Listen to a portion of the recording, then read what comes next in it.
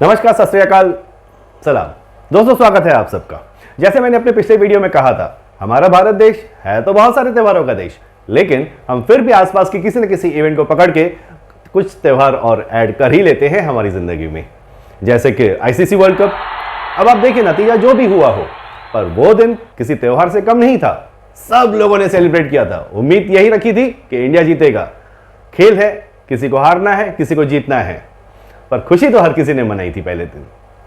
और दूसरा एग्जांपल आप ले लीजिए तो सलमान खान की पिक्चर टाइगर 3। अब जो सलमान खान जी के फैन हैं, उनके लिए तो उनकी रिलीज डेट ही एक त्योहार है।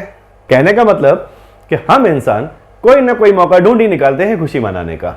और ये बहुत जरूरी भी है, क्योंकि आजकल की लाइफ में जो स्ट्रेस, वर्कलोड, मेंटल प्रेशर है, उसमें अगर हम ये सब एक्टिविटीज नहीं करेंगे तो हमारी जिंदगी बेमायने हो जाएगी।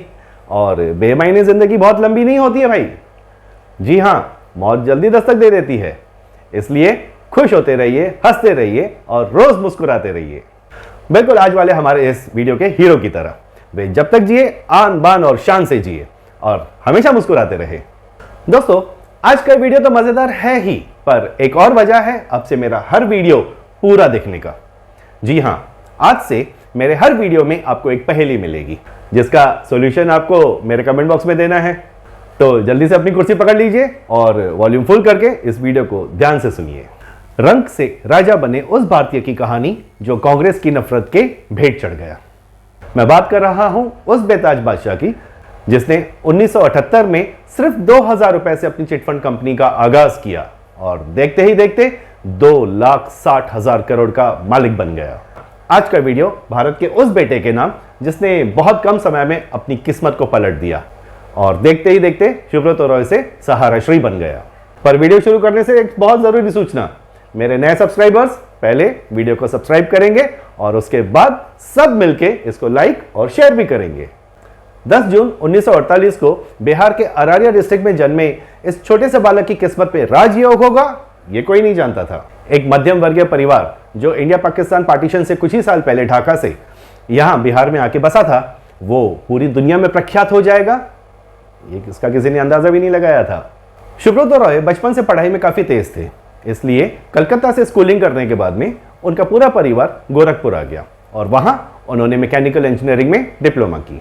पर नौकरी का ना मिलना और पिताजी का अचानक देहांत हो जाने से उनकी जिम्मेदारी दुगनी हो गई। घर के बड़े बेटे जो थे, उन्होंने अपने पिताजी के लैम्ब्रेटा स्कूटर को किक मारी और दुकान दुकान जाके नमकीन बेचने लगे। पर उनकी जिंदगी का गोल कुछ और ही था, इसलिए छोटे मोटे काम करके उन्होंने कुछ वक्त बिताया। फिर 1976 में सहारा फाइनेंस नामक एक कंपनी में वे एक नौकरी करने लगे, पर वो कंपनी भी कोई खास नहीं चल रही थी। इसलिए सुब्रत रॉय ने सिर्फ 2000 रुपए इन्वेस्ट करके उस कंपनी को टेक ओवर कर दिया और अपने अंदाज में चलाने लगे। पर यह वक्त था जहां उनकी किस्मत पलटी और तारा चमकने लगा। शहर के हर दुकान, साइकिल वाले, रिक्शा वाले, पंचर वाले, यहां तक कि छोटे से छोटे बंदे को भी उन्होंने अपनी कंपनी में इन्वेस्टमेंट करवाया। इस तरह उन्होंने लाखों रुपए बना लिए। तब पैरा बैंकिंग रूल्स भी कोई बहुत ज्यादा स्ट्रिक्ट नहीं हुआ करते थे, इसलिए उन्हें लीगल ऑब्लिगेशंस उस वक्त कोई फेस नहीं करनी पड़ी और भारत के हर शहर में लगभग उन्होंने अपनी एक ऑफिस खोलनी शुरू कर दी। साल 1990 में उन्होंने गोरखपुर की बजाय लखनऊ में अपना बेस बनाया। फाइनेंशियली तो स्ट्रांग हो ही चुके थे, इसलिए लाइमलाइट में भी जल्दी आ गए। नतीजा यह हुआ कि उनके डिपॉजिटर्स सैकड़ों से लाखों, लाखों से करोड़ों में हो गए। दोस्तों, आपको शायद यकीन ना हो इस बात का, पर सिर्फ 29 साल के बिजनेस में उनके पास 6 करोड़ से ज्यादा इन्वेस्टर्स, पूरे भारत में 1707 ब्रांचेस और 50,000 करोड़ रुपए से भी ज्यादा का इन्वेस्टमेंट्स आ चुका था। और यहां से उनका diversion education, real estate, media, entertainment, tourism, health care, hospitality और एविएशन में भी हुआ। आपको शायद याद भी होगा, 1990 के एंड में लॉन्च हुआ एम्बी वैली प्रोजेक्ट लोनावाला के पास, जो आज भी खूबसूरती की एक बहुत बड़ी मिसाल है।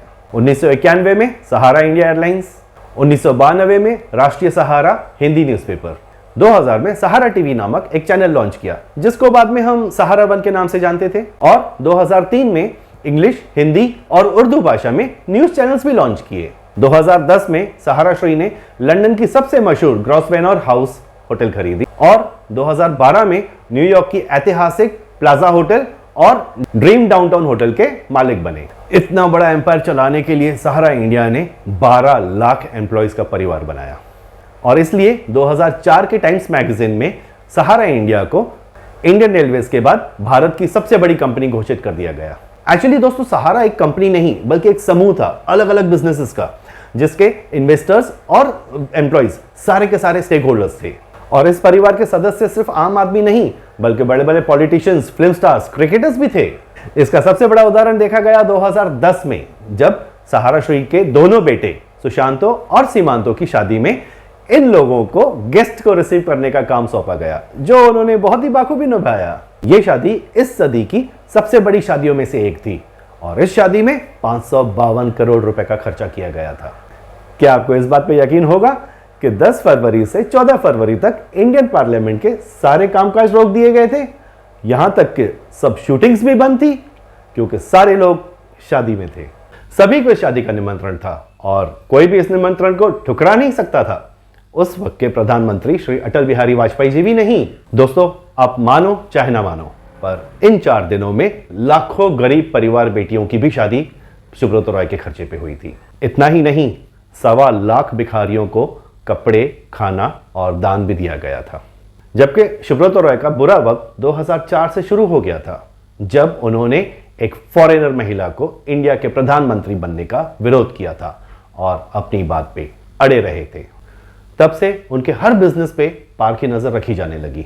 2009 में जब सहारा इंडिया कॉर्पोरेशन ने पब्लिक इशू के लिए अप्लाई किया, तब securities and exchange board of India, जिसे हम सेबी भी कहते हैं शॉर्ट फॉर्म में, उन्होंने इस रिक्वेस्ट को ठुकरा दिया और सहारा इंडिया के 9 करोड़ से भी ज्यादा इन्वेस्टर्स को 15% ग्रोथ रेट के साथ में पैसे लौटाने का निर्देश दिया। इतना ही नहीं, 10,000 करोड़ की बैंक गारंटी भी मांगी, जिसके लिए सुब्रतो रॉय बिल्कुल तैयार नहीं हुए और इसका नतीजा यह हुआ कि सहारा इंडिया के बिजनेस पे शिकंजा कसते ही जा रहा था और इसके लिए सुब्रतो रॉय को काफी वक्त तक जेल में भी रहना पड़ा।